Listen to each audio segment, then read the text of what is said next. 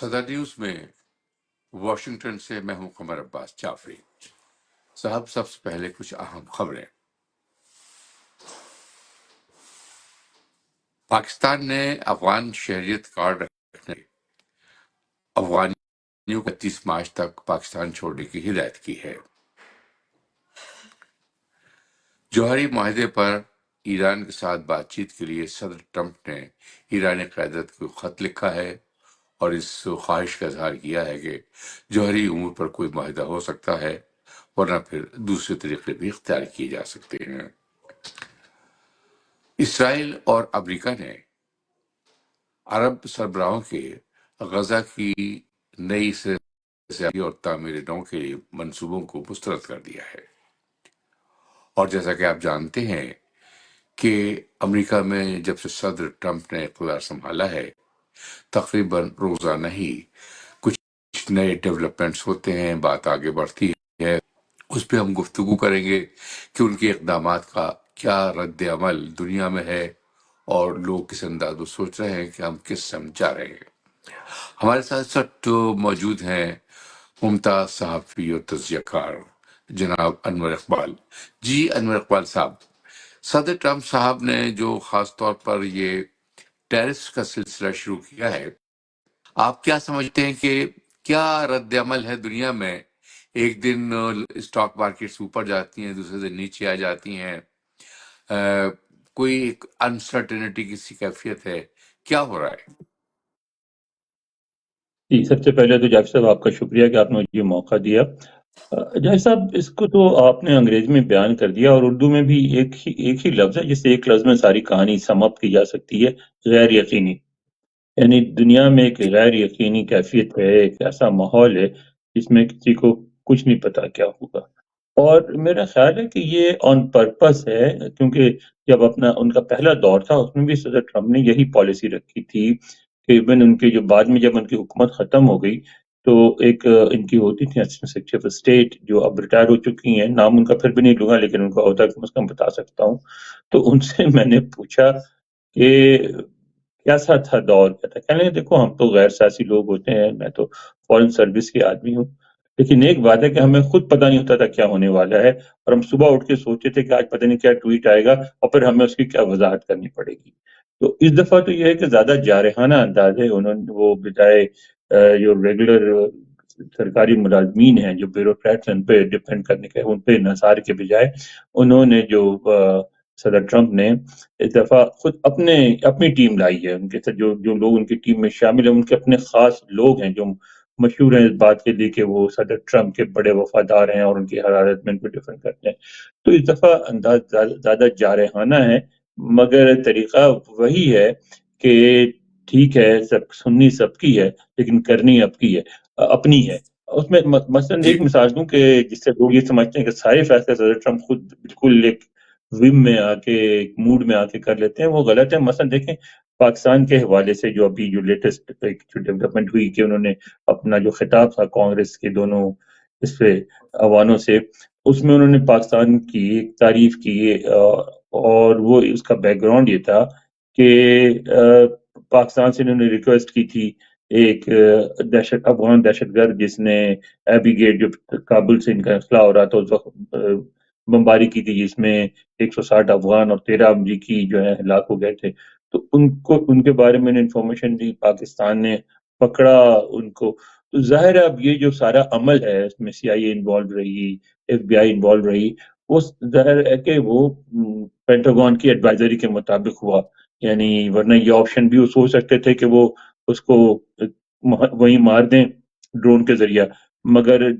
Pentagon کی advisory پر انہوں نے یہ مناسب سمجھا کہ پاکستان کو یہ ٹاسک دیا جائے، تو پاکستان کو ٹاسک دیا اور پاکستان نے پکڑ کے اس کو اس کے حوالے کر دیا ان کے۔ اچھا تو اس کا انور مطلب اقبال یہ ہے کہ بعض امور جی جی، اگر اس آپ کا مطلب یہ مجموعی کہ طور بعض پر امور میں دیکھیں، یہ اگر جی پر بولیے۔ ہم ٹرمپ صاحب کی جو پالیسیاں ہیں ان کو ایسا لگتا ہے کہ اول وہ دنیا میں مزید جنگوں کو اوائڈ کرنا چاہتے ہیں، یہ نہیں چاہتے کہ کوئی جنگ ہو، اور جو جنگیں ہو رہی ہیں ان کو بھی وہ ختم کرنا چاہتے ہیں۔ دوسرے اقدامات ہیں اس سے یہ لگتا ہے کہ جو ابھی ہے ان کو کافی ریلیف ملے گا، ٹیکس میں کمی ہو سکتی ہے، مہنگائی کم ہو سکتی ہے، اس کے بارے میں آپ کیا کہیں گے؟ ظاہر ہے کہ یہ تو امریکہ فرسٹ ان کا تو ٹارگٹ ہے کہ اس کو اسی طرح سے کرنا ہے، اس میں کیا قباحت ہے؟ آپ بالکل درست کہہ رہے ہیں، یعنی اس میں ایک بالکل یہ پہلو ہے کہ وہ جو ہیں وہ جنگ نہیں چاہتے، اور ان کی جو پالیسیز ہیں ساری کی ساری ایک جو آپ یہ کہہ لیں کہ جو کہ ہونا بھی چاہیے کامرس اورینٹڈ، یعنی تجارت کی طرف، معیشت کی طرف ان کا زیادہ بلکہ تقریباً سارا زور ہی اس پہ ہے۔ وہ یہ سمجھتے ہیں کہ حکومت کو معیشت کو توسیع دینے پہ توجہ دینی چاہیے، اور وہ امریکہ کا کی جو پچھلی شان و شوکت تھی بقول ان کے اب نہیں رہی، تو وہ شان و شوکت اس کی صورت میں بحال ہوگی کہ امریکہ معاشی طور پر مزید مضبوط ہو۔ تو آپ دیکھیں جو سارے اقدامات کر رہے ہیں اسی حوالے سے کر رہے ہیں۔ اب اس میں اختلافات ضرور پائے جاتے ہیں، لیکن یہ کہ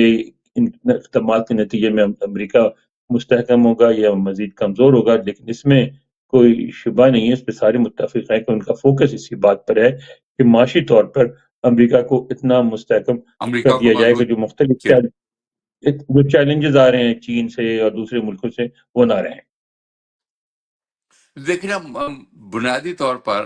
اب تک کی صورتحال یہ رہی ہے کہ امریکہ ہر چند کے ورلڈ لیڈر ہے،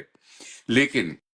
ساری دنیا کا ڈیفنس جو ہے، چاہے وہ نیٹو ہو، چاہے وہ اسرائیل ہو، چاہے وہ دوسرے ملک ہوں، امداد بھی جا رہی ہے، ڈیفنس کے سلسلے میں بھی امریکہ ہی کا رول سب سے زیادہ ہے، اور زیادہ جو پیسہ ہے امریکہ کا ہے، لیکن امریکہ کو اس کے بدلے میں سوائے لیڈرشپ کے، ایک تمغے کے، اور کچھ نہیں ملتا۔ تو کیا یہ موجودہ جو پالیسی ہے آپ کے خیال میں یہ امریکی عوام کے نقطۂ نظر سے بہتر؟ دیکھیں جہاں تک عوام کی آپ بات کریں تو اس میں جو صدر ٹرمپ کو جنہوں نے ووٹ دیا اور بھاری اکثریت سے جتوایا وہ تو ان کے اقدامات سے خوش ہیں، بالکل وہ یہ چاہتے ہیں کہ ایسا ہو، لیکن یہ تو فیصلہ خود امریکہ کو کرنا ہے نا کہ وہ دنیا کی سپر پاور اس میں رہنا ہے یا نہیں رہنا ہے۔ اگر آپ دنیا کے لیڈر رہنا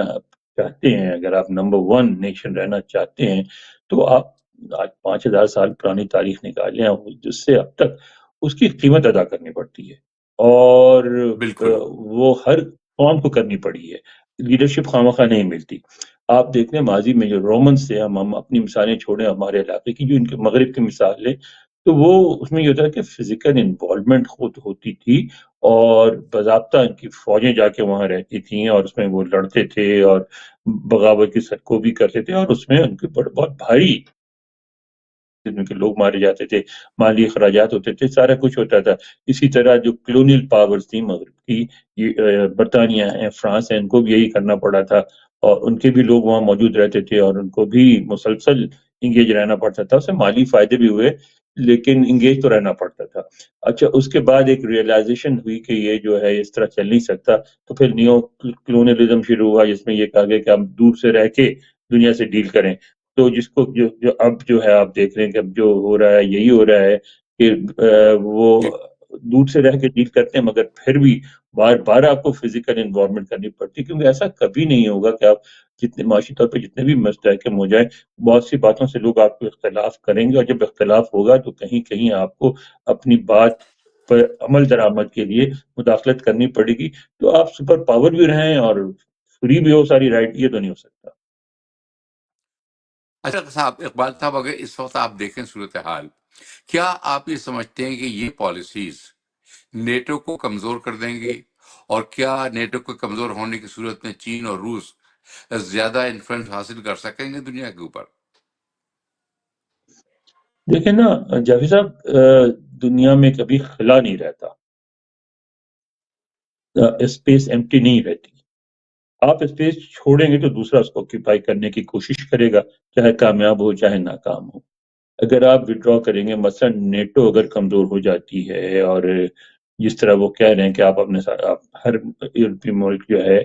5% اپنی جی پی اس کا دے، تو وہ جو 5% کم از کم اس کا کنٹریبیوشن ہو نیٹو کی ٹوٹل بجٹ میں ہر ملک کا، تو وہ تو وہ کئی ٹریلین ڈالر بن جاتے ہیں، اور اگر وہ ایسا وہ کریں گے تو پھر ظاہر ہے کہ یہ بھی ہوگا کہ وہ ہتھیار بھی بنائیں گے، دوسری چیزیں بھی کریں گے اور اپنے پیر پہ کھڑے ہونے کی کوشش کریں گے۔ سب سے بڑی بات یہ ہوگی کہ یورپ کو یہ احساس ہونا شروع ہو گیا ہے،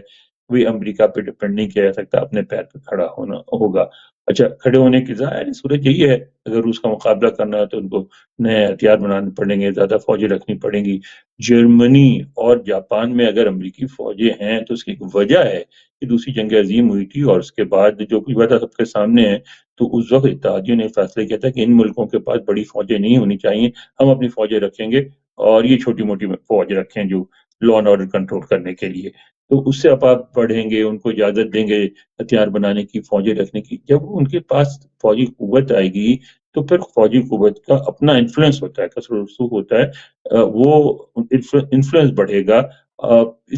چائنا آئے گا، یورپ آگے آئے گا، بھارت ابھی حلیف ہے، بالکل حلیف ہے، لیکن آپ دیکھیں ہو کیا رہا ہے۔ چین اور بھارت کو اگر ہم ملا لیں تو دنیا کی تقریباً جو ہے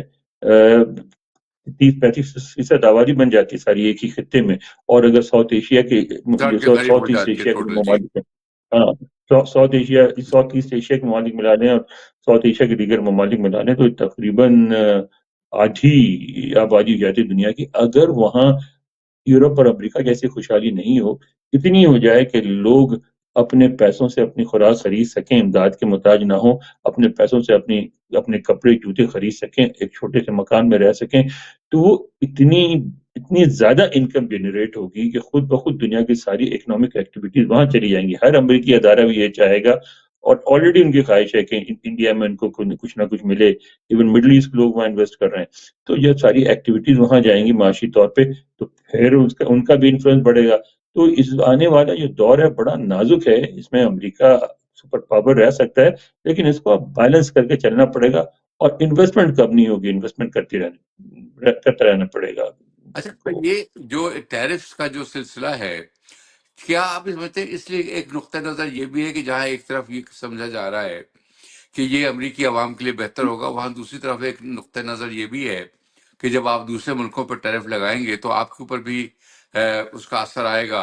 اور امریکہ میں مہنگائی بڑھ بھی سکتی ہے۔ کتنے امکانات آپ کو نظر آتے ہیں؟ بالکل درست بات کی ہے آپ نے۔ بات ساری ہے کہ ٹیرف جو ہے، ٹیرف کو دیکھیں ہم ایک آئٹم سے سمجھنے کی کوشش کریں۔ آئٹم جو ہے وہ ہے کار۔ امریکہ دنیا کا واحد ملک ہے جہاں کہتے ہیں کہ گزشتہ 30 برسوں میں کار کی قیمت میں کوئی خاطر خواہ اضافہ نہیں ہوا ہے۔ اب بھی آپ کو 30,000-35,000 تک گاڑیاں مل جاتی ہیں جو دنیا میں کہیں نہیں ملتی، 30-35,000 ڈالرز میں۔ تو ایون پاکستان میں سے دگنی قیمت میں گاڑی ملتی ہے، حالانکہ بہت غریب ملک ہے۔ تو اس کی وجہ یہی ہے کہ جو یہ کاریں ہیں ان کے پرزے جو ہیں، کاریں تو اب یہاں بننے لگی، پرزے ابھی تک میکسیکو میں بنتے ہیں، چائنا میں بنتے ہیں۔ اب اگر آپ یہاں پرزے بنائیں گے، ٹیرف کو بعد میں بات کر لیں گے ٹیرف کی، تو آپ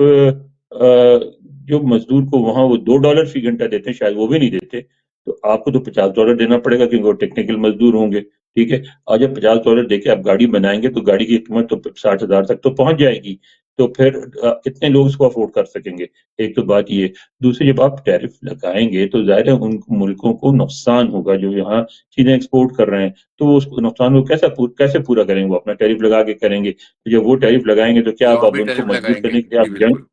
ہاں، تو آپ جنگ کریں گے؟ اگر جنگ کریں گے تو پھر جنگ پہ نیا اخراجات ہوں گے۔ تو میں سمجھتا ہوں کہ صدر ٹرمپ ابھی 1-1.5 سال تک اس طرح بہت کچھ کریں گے اور اس کے بعد چیزوں کو آہستہ آہستہ سمیٹیں گے، اور پھر ہمیں جو ہے نا ایک درمیانی رستہ نظر آئے گا۔ یہ جو سلسلہ ہے یہ بہت عرصے نہیں چلے گا، نہ ان کی خواہش ہوگی اس طرح چلانے کی، ان کا طریقہ ہے۔ پہلے ٹرم میں بھی انہوں نے یہ کیا تھا کہ آتے ہی 1 سال میں بالکل، جسے پنجابی میں کہتے ہیں نا، تھر تھر ہی ڈال دیتے ہیں، ہر کوئی گھبرا جاتا ہے، اور اس کے بعد پھر ذرا ماڈریٹ ہوتے ہیں۔ تو آپ سے جو گفتگو ہوئی اس کا جو نتیجہ ہے وہ یہ ہے کہ جو کچھ اس وقت ہو رہا ہے اس کے اثرات کچھ بہت زیادہ مثبت نظر نہیں آئیں گے عالمی حالات پر، اور یہ خیال کہ امریکہ میں مہنگائی کم ہو جائے گی شاید درست ثابت نہ ہو، اور یہ بھی کہ یہ ابتدا میں سب کچھ ہو رہا ہے، آہستہ آہستہ حالات معمول پر آئیں گے، اور کوئی بھی ملک سپر پاور بننے کے لیے جب تک اس کی قیمت ادا نہ کرے وہ سپر پاور بن نہیں سکتا۔ بہت شکریہ انور اقبال،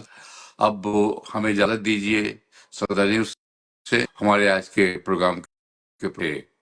اسفر امام